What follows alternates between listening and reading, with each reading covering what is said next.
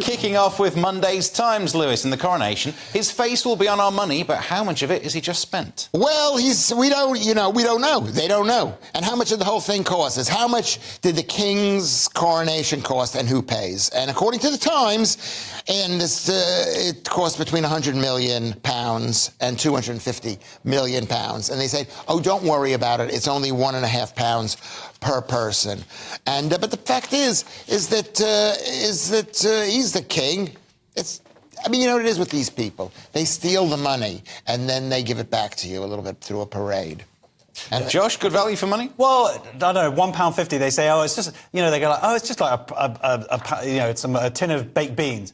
Yeah. The real scandal here is how much it costs for a tin of baked beans. It's £1.50 now. When did that happen? So I think the thing is they're damned if they do, damned if they don't in terms of the size of it. And they're actually arguing that relative to the economy, this is actually a very parsimonious I'm just throwing in my big word that I looked up before the show there.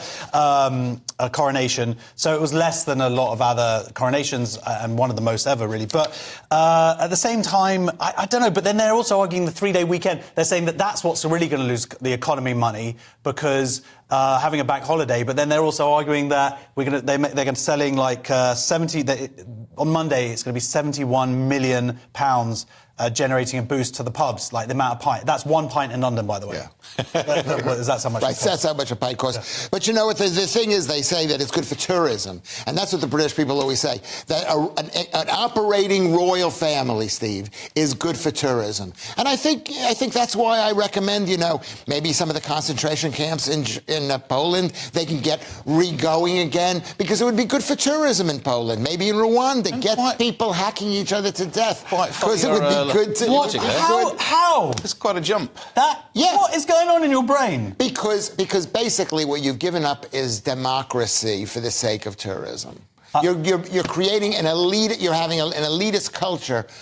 Oh my God! Can we just not bring up the Holocaust for one of these? You mentioned that word. Oh, what are you talking about? What are you talking about? Camps in Poland. I did not you said mention camps in that Poland. Word. What are you talking about? I didn't say that. You just said camps in Poland. But I didn't use the H word.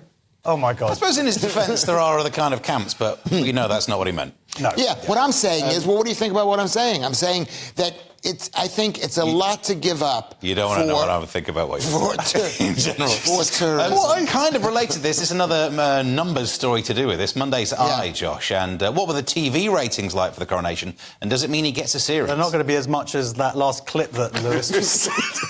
So, 18.8 million viewers, which is millions. You could feel the glee as they wrote this. Was millions fewer than tuned in for the funeral of the late Queen in September. So, did you guys watch it? I didn't.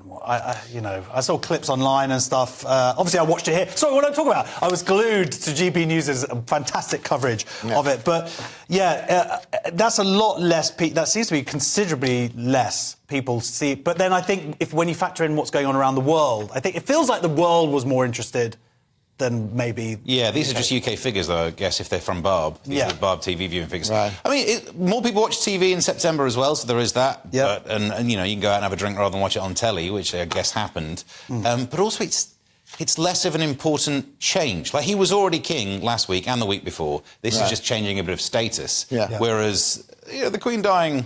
It's a stark contrast. Yeah. But also, there was very little drama in this coronation. We actually knew who was going to be king. Maybe if there was different choices available, and maybe the audience could vote of who, kind of like Britain's Got Talent. Yeah. So everybody knew it was this guy. Golden buzzer. And I hate to say it, as an older man, nobody's interested in this guy. He's so old. Can I just say that I actually genuinely, when I started reading this, when it said Coronation TV ratings, I misread it as Coronation Street. I really thought that's what this article was about. They've got 20 million. It's not bad, is it? That was a good episode. On to Monday's Telegraph. Rape alarms were a worry at the Coronation. I've never heard one. What do they sound like, Lewis? Anyway, the Met Police in Coronation Row, after women's safety volunteers with rape alarms arrested.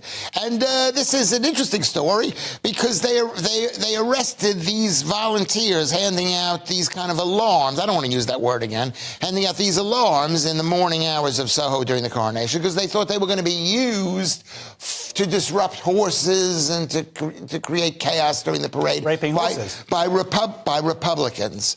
Not American Republicans, by British Republicans, which just shows the overreach of the police now, that they're taking away whistles and noisemakers from people, not guns or bombs. And you had 50 other people arrested as well during the day, and But that wasn't the truth. The truth is that they were working for Westminster Council. That's what's crazy, yeah. They were just like regular people. It's like 2 in the morning. They're trying to they're trying to protect young women who might be inebriated as they make their way home or whatever, giving out these rape alarms. Yeah. And the police have, arrested these 3 people. One of them came out of jail later crying and whatnot. I mean, it's mental. They're volunteers. Yeah. And then the police are going, no, we've got to arrest. It's like, come on, guys, use your brains here, please. Part of the interesting thing might be that when they say they weren't misusing any of these new laws, they're probably right, because within the new anti-protest laws, you can arrest someone for having something that could cause a disturbance. But Isn't that the problem? Could be anything. I could be arrested for my mouth. That's not a could.